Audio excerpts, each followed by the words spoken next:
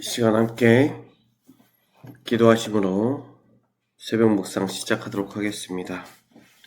은혜가 풍성하신 하나님, 오늘도 주님께서 주신 이 하루를 주의 말씀으로 시작하고자 합니다. 주님, 우리에게 은혜를 내려 주시옵소서.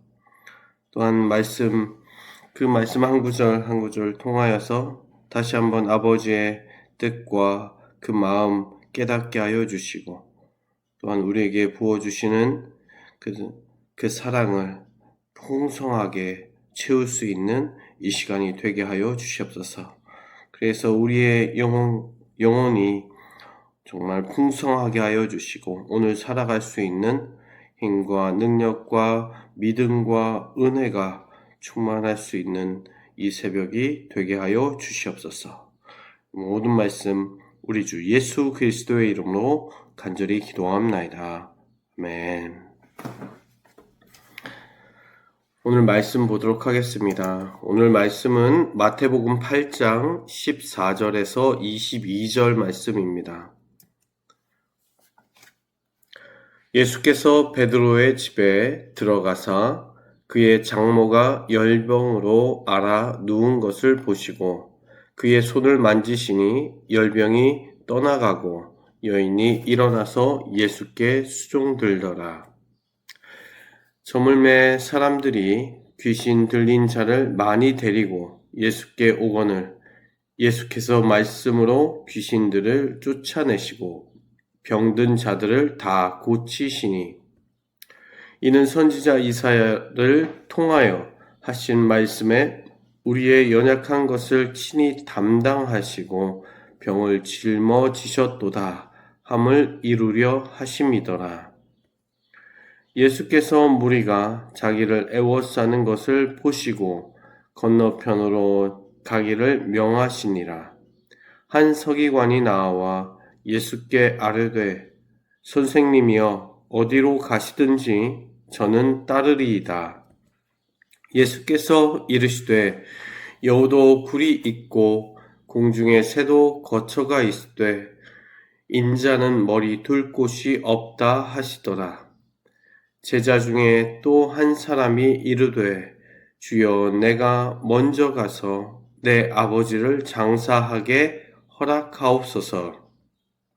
예수께서 이르시되 죽은 자들이 그들의 죽은 자들을 장사하게 하고 너는 나를 따르라 하시니라. 아멘. 오늘 말씀은 기적 너머에 계신 주님을 따르라 라는 말씀 가지고 함께 이 아침 은혜를 나누도록 하겠습니다. 예수님께서는 사역을 시작하셔서 이제 주요 사역이신 치유 사역과 또한 영혼을 구원하는 일, 그리고 복음을 전하시고 가르치신 일을 하시기 시작하셨습니다. 그런데 그 사역에 성역이 없었습니다. 문화든 사회적인 지위 계층이든 빈부격차든 아무런 상관없이 예수님이 사역하시는 대상은 모든 사람들이었습니다. 지역적으로도 구분하지 않으시고 그리고 사람도 구분하지 않으시고 출신도 구별하지 않으셨습니다. 모든 사람들에게 동일하게 그 은혜를 베푸셨습니다. 오늘 말씀을 보게 되면 어제에 이어서 예수님께서는 계속해서 치유 사역을 하시게 됩니다. 첫 번째로 베드로의 장모님이 열병으로 누워 있었습니다. 그런데 예수님께서 그것을 보시고 바로 그 장모님을 열병을 고쳐주셨습니다. 그리고 소문이 났겠죠. 그곳에 예수님이 오셨다. 베드로의 장모님 댁에 예수님이 오셨다. 소문으로 듣던 그 예수님이 오셔서 또한 그냥 머무른 것이 아니라 그 장모님을 고치셨다라는 그 소문이 났고 또 그것을 들은 많은 사람들이 예수님 곁으로 나오게 됩니다. 그런데 그냥 나오는 것이 아니라 주변에 있는 귀신 들린 자들을 또한 데리고 왔습니다. 그리고 그 귀신 들린 자들을 예수님께서 말씀으로 축사하셨습니다. 그래서 그 귀신들을 다 내쫓으시고, 또한 그뿐만 아니라 오늘 병든 자들도 그 자리에서 고쳐주셨습니다. 그 치유의 사역, 어떻게 보면 베드로의 장모님 열병으로 시작되어서 귀신 들린 자들 귀신을 내쫓으시고 온전케 하시고, 또한 그 얽매인 것에서 자유케 하시고, 병든 자들의 아픔을 아시고 그 병든 것들을 다 고쳐주시는 예수님의 모습, 어제와는 조금 다른, 어떻게 보면 포인트가 있습니다. 어제는 그 사람들, 고침을 받으려고 하는 사람들의 믿음에 대해서 포커스하고 있었다면, 오늘은 그 치유를 받는 사람보다 치유를 하시는 분, 예수 그리스도에 초점이 있습니다. 예수님은 무조건 그 아픈 자들을 지금 고쳐주고 계십니다. 그 상황과 여건과 그 사람의 믿음과 이런 것을 묻지 않으시고 그냥 바로 그 예수님 앞으로 나오는 모든 사람들을 고쳐주셨습니다. 그러니까 예수님이 그 치유의 사역을 지금 강조하시는 거죠. 예수님의 역할이 이것이다. 예수님은 이 사역을 하셔야 한다. 그리고 하고 계신다. 그 부분을 아주 강조하고 있습니다. 마음 먹고 예수님의 의지죠. 그 의중이 아주 강하게, 나는 모든 아픈 자들을, 그리고 억눌린 자들을 나는 고친다라는 것, 그 이유가 오늘 말씀 가운데 나와 있습니다. 17절이죠. 이는 선지자 이사야를 통하여 하신 말씀을 우리에게 그것을 이루게 하기 위해서 이미 예언된 말씀을 그대로 실천하시는 예수님. 이사야서 53장 4절 말씀입니다.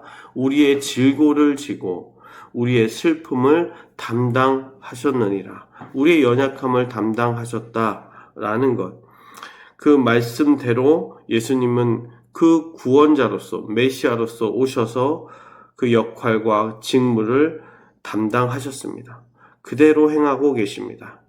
그 전에 믿음이 있냐 없냐 이런 것들이 있을 수 있겠지만, 그것보다 지금은 더 중요한 것은 그 예수님께서 구원하실 백성들, 이 민족을 구원하실 그분, 그 메시아, 그 메시아의 역할을 지금 감당하고 계시는 것입니다.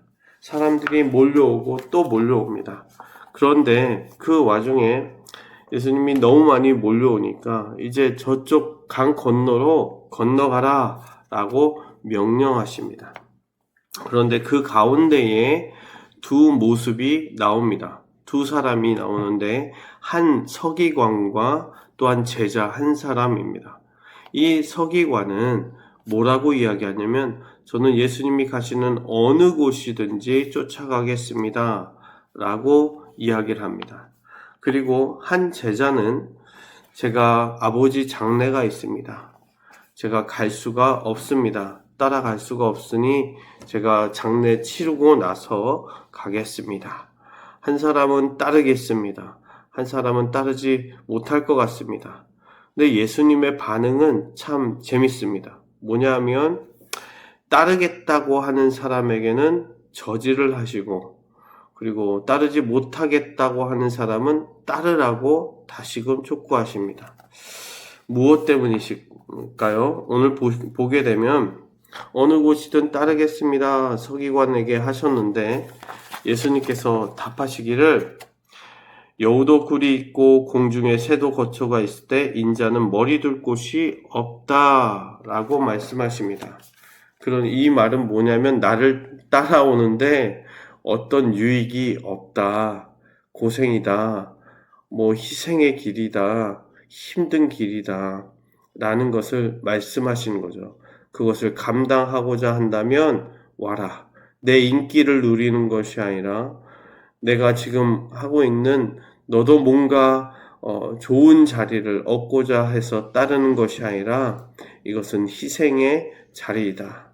내가 머리 둘 곳이 없을 정도로 모든 것을 헤매이고 그리고 그렇게 바쁘게 사역을 해야 되는 그러한 부분들, 그러한 헌신과 희생이 필요하다라는 것을 이야기하십니다. 이게 서기관이 따랐는지 어떤 결단을 했는지 나와 있지는 않습니다. 그런데 질문하게끔 하시는 겁니다. 내가 예수님을 따른다라는 것을 그냥 내 유익을 위해서 따르는 것인지 아니면 정말 예수님과 같이 그 희생하며 나를 다 드리며 나아가는 길인지. 왜냐하면 그 다음에 장례가 있는 그 제자에게 이렇게 말씀하시죠. 그래, 장례를 잘 치르고 와라 라는 것이 아니라 장례는 죽은 자들에게 맡기고 너는 나를 따르라고 말씀하십니다. 희생이죠. 가족, 아버지인데 아버지의 장례도 뒤로 하고 나를 따르라 라는 것. 그 희생과 헌신, 그러한 것들까지도 다 뒤로 하고 나를 따를 수 있겠느냐. 그 길이 바로 내가 가는 길이다 라고 말씀하십니다. 저희들도 돌아보는 것입니다. 저희들의 삶이 정말 예수님을 따르는 삶인지 아니면 예수님을 통하여서 내가 뭔가 얻고자 하는 나의 유익을 쫓아가는 것인지 라는 것을 오늘 다시금 기적을 넘어 계신 주님을 따르라 라는 것은 기적과 같은 그 화려함을 쫓은 것이 아니라 오로지 예수님이 가셨던 그 길, 희생의 길, 섬김의 길, 그 낮아지는 그 길, 온전히 영혼 구원을 위한 길, 그 길을 따라가는, 또한 그렇게 오늘도 믿음으로 결단할 수 있는 우리 믿음의 성도님들 되시길 주님의 이름으로 축원합니다.